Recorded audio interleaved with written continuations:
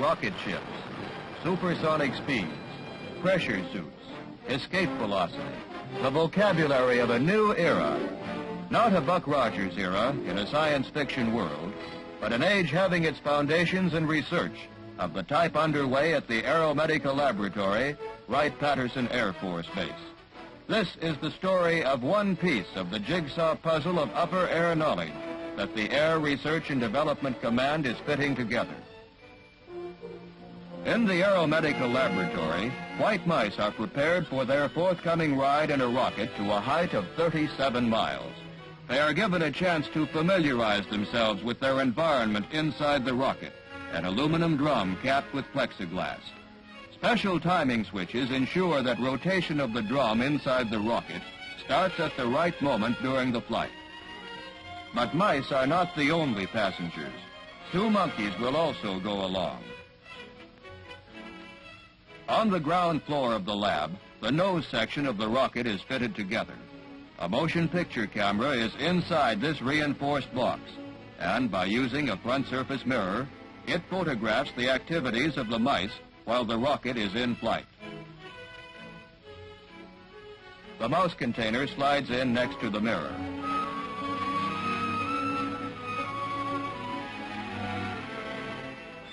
Inside the container, a camera test reveals how the mice act under normal gravity. The aluminum drum is divided into 2 containers by a plexiglass wall, and in the rear section, a shelf fitted with a tiny flange on the end projects into the compartment. As the drum rotates, the mouse can ride with it until the normal pull of gravity, or 1G, makes hanging on impossible. All tow holds are eliminated in the front section, so the G-force of normal gravity holds the front mouse at the bottom, exactly what the mouse is used to.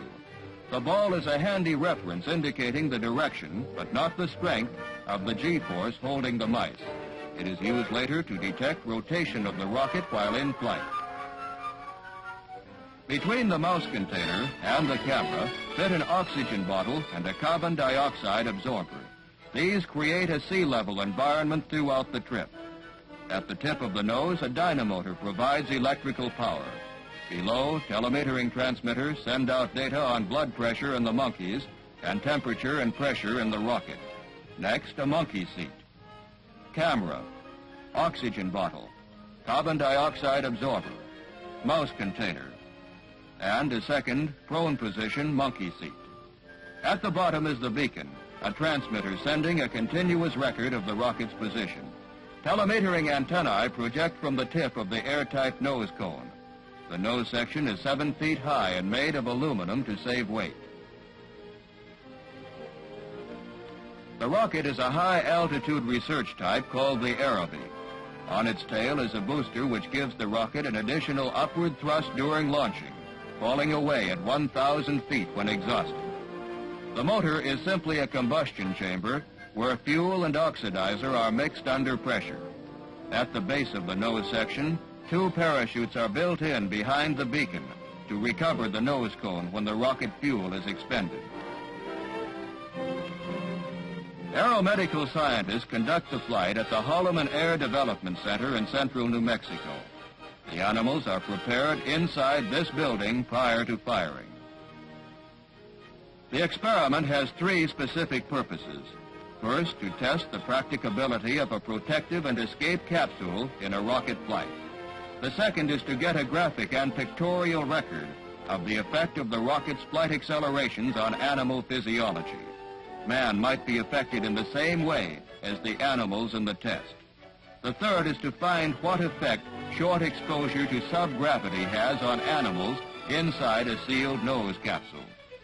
The animals are being taken to the launching tower.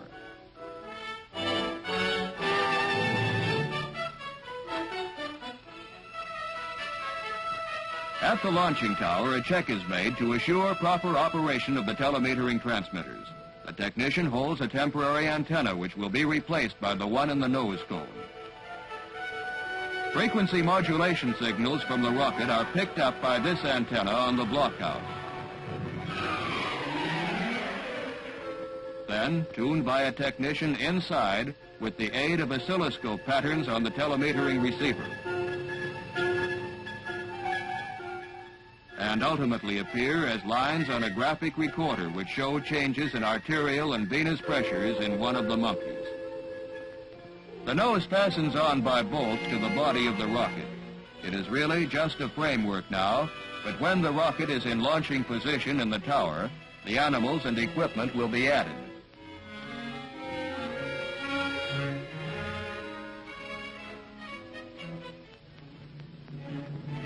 After the Aerobee is fueled, lifting to firing position begins. It's a slow job, and has to be. Careless handling might ignite the fuel prematurely, spelling disaster for the experiment. 4 years of research and 7 rocket launchings preceded the firing of Aerobee 3. 5 B-2 rockets gave some good flight information, but the parachutes failed repeatedly. The results showed that if the parachutes would work, the job could be done. Then 2 Aerobees were fired. In the first, the parachute again failed. In the second, the parachute worked, but other difficulties prevented success. And now the 8th in the series, Aeromedical Aerobee 3. Monkeys were chosen for the test because they most nearly approximate the physiological structure of man, and reactions they have to the rocket flight will be indicative of a normal man's reaction. Mice were chosen for the subgravity tests because they were the smallest available animals which could fit into the limited free space inside the rocket.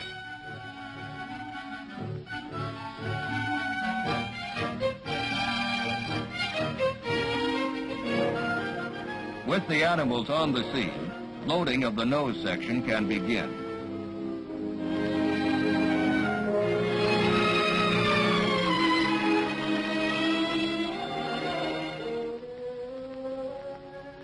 The animals are carefully placed in their assigned spaces.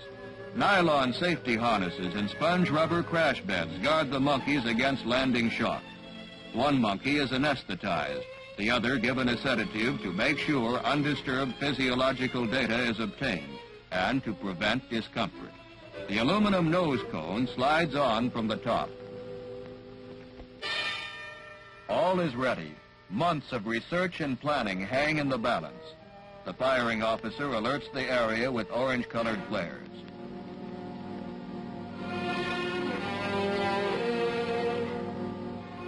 One question remains: will everything work? In the blockhouse control center, it's only a matter of seconds. 5 seconds. 4, 3, 2, 1, fire!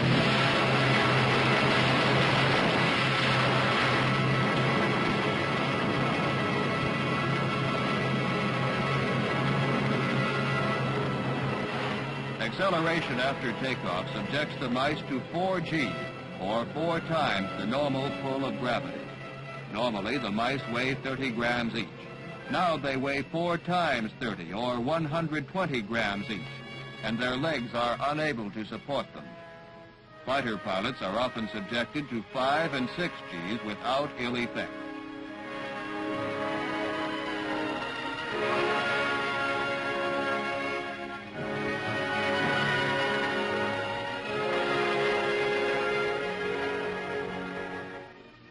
By the time all fuel is burned, the rocket is hurtling upward at more than 1,900 miles per hour. Without support from the rocket motor, the missile actually floats upward, gradually losing speed because of the pull of gravity. The mice float in their containers, evidenced by the ball no longer held at the bottom of the drum. The first mouse is more disturbed than the second because the second is better able to orient himself by reference to the shelf. The 120-gram downward pull on the mice during takeoff is replaced now by only a 1-gram sideways thrust caused by the slow rotation of the rocket.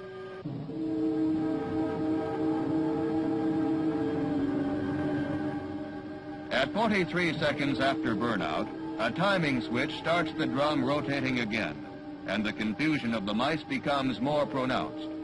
Rotation of the rocket still keeps the ball on the side and tends to hold the mice lightly against the plexiglass wall. But the mouse in the rear compartment easily clings to and rides around on the shelf, a feat he could not do under normal 1G force. Although the rocket is still coasting upward, The mice feel no pull of gravity. To them, there is no up or down. The front mouse is confused by the unexpected motion caused by his actions, the effects of which are magnified 30 times. The nose cone is separated by a small powder charge, and a ribbon drag parachute has come out simultaneously, but has no effect yet. For all practical purposes, the nose is falling free. At this time, weight diminishes to the lowest point in the test. You have momentarily experienced nearly the same weightless feeling when a high-speed elevator starts down. The nose is beginning to slow up now. At a lower altitude, the ribbon parachute bites into denser air. The nose is decelerating rapidly now. Subgravity quickly gives way to decelerating G-forces of 5 and 4G, gradually reducing to normal 1G, and consequently, normal reaction to movement. At 20,000 feet, a second, larger parachute has blossomed out, gently lowering the nose to Earth. This is the last leg of the journey. As descent is steady, the normal weight is reestablished.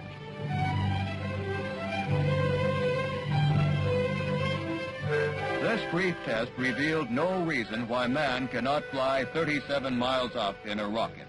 No harmful effects occurred, and the test showed that the great environmental changes have no effect on life in a sealed capsule. Return and safe recovery of a capsule has proved practical.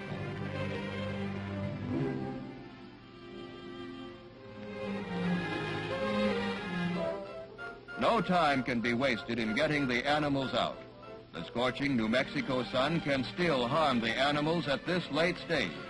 So, to save time, tin snips and a hacksaw make short work of the nose cone. Removing the cone intact would delay recovery too long. Both monkeys are still a little dreamy from the sedative and anesthetic, but they are completely unharmed.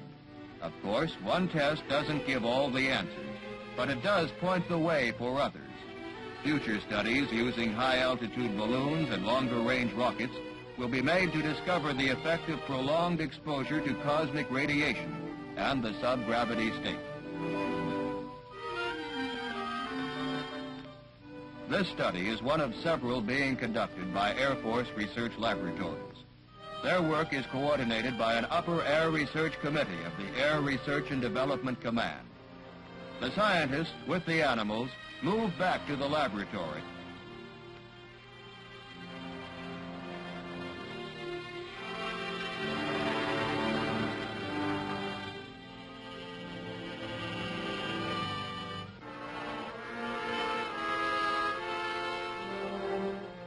Aeromedical 3 flew according to plan, bringing back its passengers to lead normal animal lives.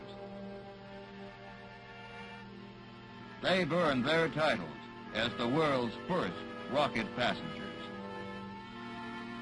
One successful experiment in a whole program of experiments. A program leading to man's mastery of the air, miles above the Earth, and eventually, perhaps, to Earth's venture into space.